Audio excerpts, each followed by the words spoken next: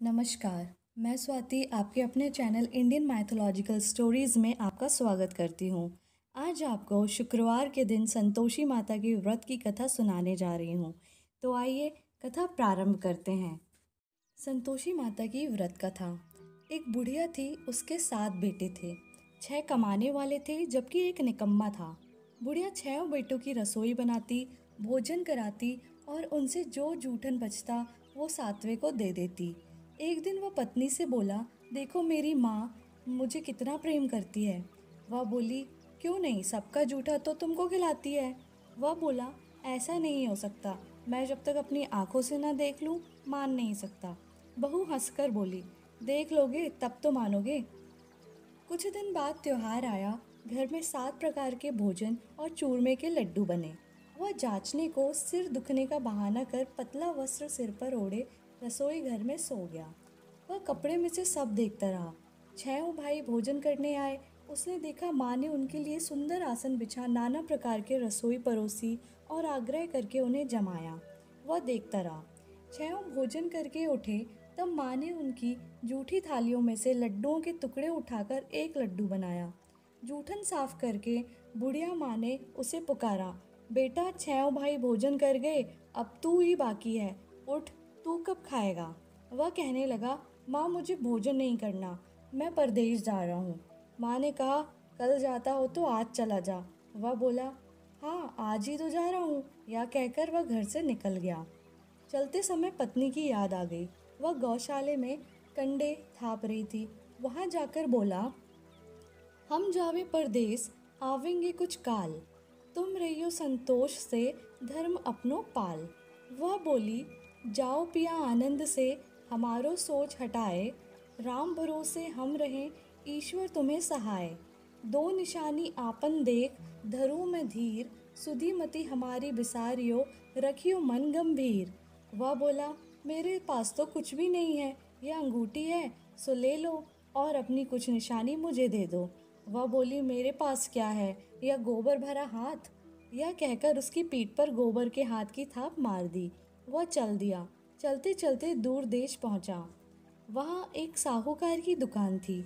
वहाँ जाकर कहने लगा, भाई मुझे नौकरी पर रख लो। साहूकार को ज़रूरत थी तो बोला, रह जा।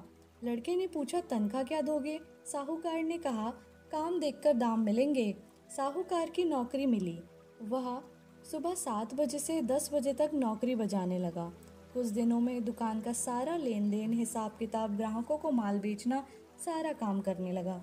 साहूकार के 7-8 नौकर थे। वे सब चक्कर खाने लगे, यह तो बहुत होशियार बन गया। पत्नी को सास ससुर दुख देने लगे। सारी गृहस्थी का काम करा के उसे लकड़ी लेने जंगल में भेजते।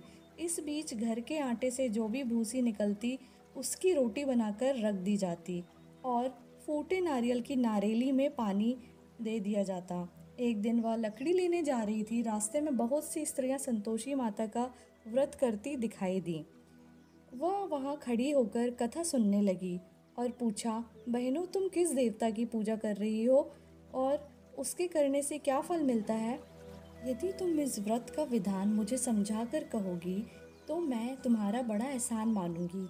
तब उनमें से एक स्त्री बोली, सुनो, यह संतोषी माता का व्रत है। इसके करने से निर्धनता, दरिद्रता का नाश हो जाता है और जो कुछ मन में कामना हो वह संतोषी माता की कृपा से पूरी हो जाती है। तब उसने उससे व्रत की विधि पूछी। तब स्त्री ने कहा, शुक्रवार को नहा धोकर एक लोटे में शुद्ध जल ले, गुड़ चने का प्रसाद लेना तथा सच्चे मन से माँ का पूजन करना। खटाई भूलकर भी मत खाना, ना ही दूध देना। एक वक्त भोजन करना। व्रत विधान सुनकर वह सभी प्रति शुक्रवार को संयम से व्रत करने लगी। माता की कृपा से कुछ दिनों के बाद पति का पत्र आया। कुछ दिनों बाद पैसा भी आ गया।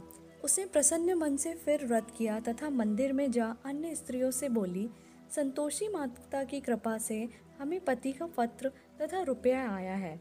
अन्य सभी स्त्रियां भी श्रद्धा से व्रत करने लगी। बहू ने कहा, हे माँ, जब मेरा पति घर आएगा तो मैं तुम्हारे व्रत का उद्यापन करूंगी। अब एक रात संतोषी माँ ने उसके पति को स्वप्न दिया और कहा कि तुम अपने घर क्यों नहीं जाते।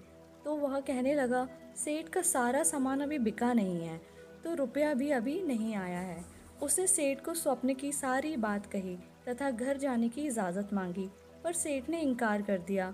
माँ की कृपा से कई व्यापारी आए, सोना चांदी तथा अन्य सामान खरीद कर ले गए। कर्जदार भी रुपया लौटा गए। अब तो साहूकार ने उसे घर जाने की इजाज़त दे दी। घर आकर पुत्र ने अपनी माँ व पत्नी को सारे रुपए दे दिए। पत्नी ने कहा कि मुझे संतोषी माता के व्रत की उद्यापन करना है। उसने सभी को न्योता दे उद्यापन की सारी तैयारी की। पड़ोस की एक स्त्री उसे सुखी देख ईर्ष्या करने लगी।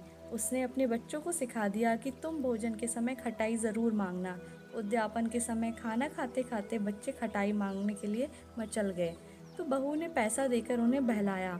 बच्चे दुकान से उन पैसों की इमली खटाई खरीद कर खाने लगे, तो बहू पर माता ने कोप किया। राजा के दूत उसके पति को पकड़कर ले जाने लगे, तो किसी ने बताया कि उद्यापन में बच्चों ने पैसों की इमली खटाई खाई है, तो बहू ने पुनः व्रत के उद्यापन का संकल्प किया। संकल्प के बाद वह मंदिर से निकली तो राह में पति आता दिखाई दिया। पति बोला, इतना धन जो कमाया है उसका टैक्स राजा ने मांगा था। अगले शुक्रवार को उसने फिर विधिवत व्रत उद्यापन किया। इससे संतोषी माँ प्रसन्न हुई। 9 माह बाद चांद सदर पुत्र हुआ। अब सास बहू तथा बेटा माँ की कृपा से आनंद से रहने लगे। बोली संतोषी माता की जय।